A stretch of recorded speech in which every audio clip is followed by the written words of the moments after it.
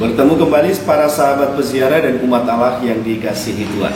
Tentu saja saya berdoa dari tempat ini, semoga Anda semua dalam keadaan sehat, selalu dalam lindungan Tuhan.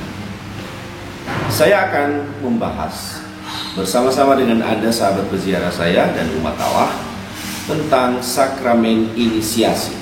Sakramen inisiasi adalah sakramen yang bergabung dalam satu kelompok yang disebut dengan inisiasi, adalah sakramen menjadi seorang Kristiani sejati, sempurna di dalam upacara-upacara dan persyaratan-persyaratan administratifnya, dan juga terutama sempurna dalam hidup sebagai seorang Kristiani sendiri.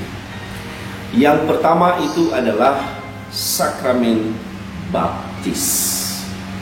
Jadi logikanya dulu atau pemahaman sebelumnya, untuk bergabung, untuk menyatakan diri percaya kepada Tuhan, itu harus memberikan diri untuk dibaptis, lalu dibaptisnya atas nama Bapa, Putra, dan Roh Kudus.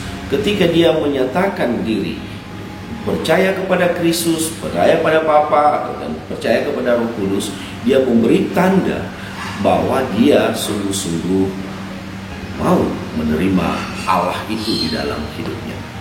Oke, itu yang pertama, itu yang disebut dengan sakramen baptis. Lalu kita lihat sekarang apa-apa saja yang terjadi di dalam proses sakramen baptis. Syarat-syarat dibaptis itu nanti belakangan kita akan bicarakan, tetapi yang lebih utama adalah apa makna dari baptisan itu. Makna dari baptisan itu ada dua. Jika seseorang menerima baptisan, otomatis yang pertama dia punya hak menjadi anggota kerajaan Allah. Dia dipersatukan dengan kerajaan Allah karena iman, karena kepercayaannya, maka dia pasti diselamatkan. Jadi dia diselamatkan dari dosa-dosanya, dia menjadi manusia baru, dia dibersihkan dari masa lalunya, dia dibersihkan dari kedosaannya dan kegelapan hidupnya, dia lahir baru. Lahir baru, otomatis dia akan menjadi warga kerajaan Allah. Bagi Anda yang sudah menerima baptisan di dalam gereja, maka Anda bangga sebagai putra-putri Allah karena Anda sudah diselamatkan. Itu yang bagian pertama. Bagian kedua, dengan sendirinya ketika dia memberikan diri dibaptis, dia menjadi warga gereja. Apa itu gereja? Gereja itu adalah kumpulan orang-orang yang beriman kepada Allah Bapa, Putra, dan Roh Kudus. Gereja adalah semacam persekutuan. Maka ketika dia menerima baptisan, dia menyatakan diri begini, ya, saya sekarang mau menggabungkan diri dengan Anda. Apa tandanya? Inilah diriku, saya dibaptis. Jadi apa konsekuensinya ketika dia menjadi warga gereja? Pertama, secara administratif dia tercatat sebagai warga gereja tertentu. Kalau kita di gereja Katolik, dia mulai dari lingkungan mana, tergantung di mana dia tinggal, lalu paroki mana, keuskupan mana, dan menjadi bagian dari gereja secara keseluruhan atau gereja universal. Dia punya hak di situ. Apa konsekuensi berikutnya? Dengan dia menjadi warga gereja, dia punya hak menerima sakramen-sakramen, pelayanan-pelayanan sakramen di dalam gereja. Tadi pelayanan administratif, kemudian pelayanan-pelayanan sakramen. Lalu apa yang berikutnya? Dengan dia menjadi warga gereja, dia juga punya hak untuk bergabung dengan kelompok atau paguyuban atau sesama warga untuk bertumbuh di dalam imannya. Di sana dia didukung, di sana dia bersaksi, di sana dia mempraktekkan hidupnya, di sana dia didoakan, di sana dia dikembangkan, di sana dia bergabung dengan saudara-saudara lain, hidup menurut atau mempraktekkan hidup menurut keinginan Allah itu sendiri.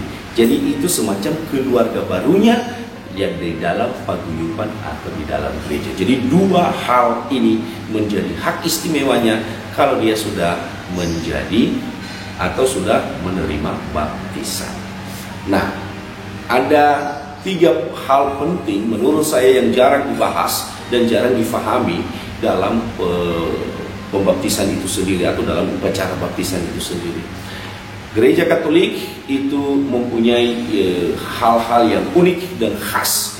Itu yang disebut dengan ada forma, ada rumusan membaptis, dan ada materi, ada material, ada barang atau benda yang ikut mensahkan atau yang disimbolkan dalam upacara itu. Jadi bagaimana supaya sah sebuah pembaptisan, upacara pembaptisan? Pertama, dia formanya, rumusannya, dia dibaptis, aku membaptis engkau dalam nama Bapa dan Putra dan Roh Kudus. Ini forma, ini rumusannya. Hanya dibaptis dalam nama Tuhan, menurut Gereja Katolik belum lengkap. Jadi harus dilengkapi, harus disempurnakan dalam nama Bapa dan Putra dan Roh Kudus. Tentu saja ini sesuai dengan perintah atau anjuran Yesus. Ya, baptislah mereka dalam nama Bapa, Putra dan Roh Kudus. Ketika sudah dibaptis, maka ada materia yang mengikutinya. Jadi dibaptis dalam nama Bapa, lalu ada air. Materi pertama adalah air. Air adalah simbol pencucian, simbol juga sekaligus kehidupan. Rumusannya kita di Katolik dalam nama Bapa, lalu air mengucur.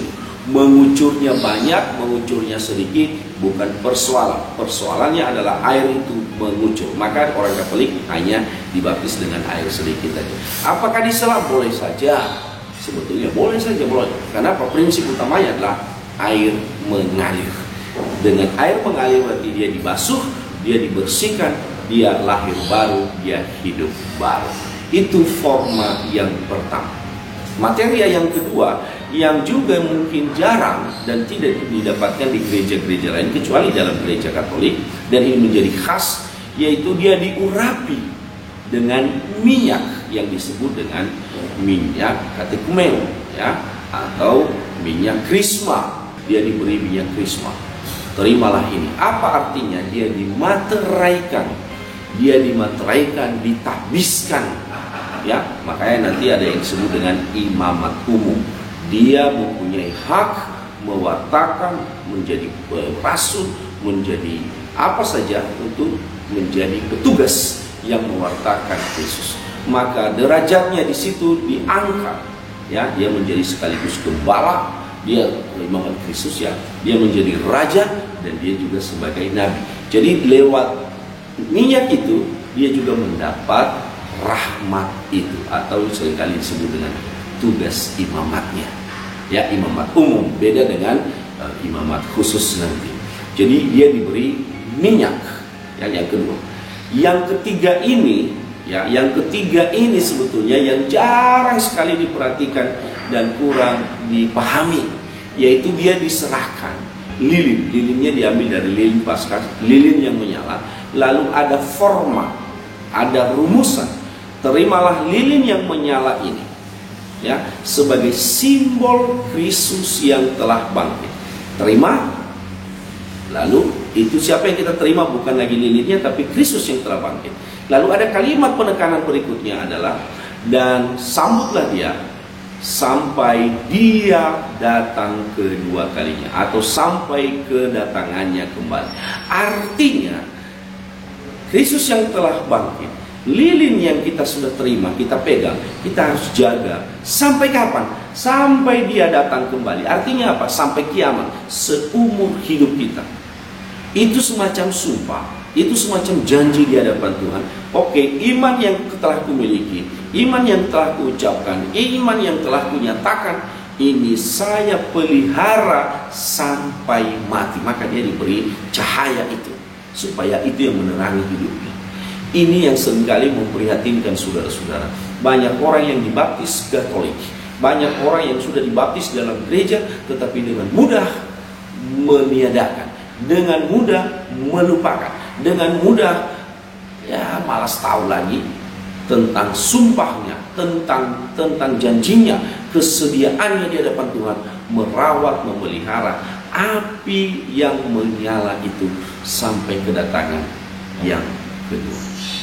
Nah, pemahaman menurut saya sakramen baptis ini, menurut saya, bagi sahabat peziarah dan juga umat Allah yang dikasihi Tuhan, sekali lagi kita segarkan kembali Jangan lupa bahwa kita sudah dimateraikan itu dengan air, lalu kemudian yang kedua dengan minyak, sehingga kita memiliki imamat umum, dan yang ketiga kita harus merawat iman ini sampai kedatangannya kembali. Artinya sekali Katolik tetap Katolik, lahir Katolik, dibaptis Katolik, mestinya mati sebagai Katolik. Sampai ketemu di bagian kedua.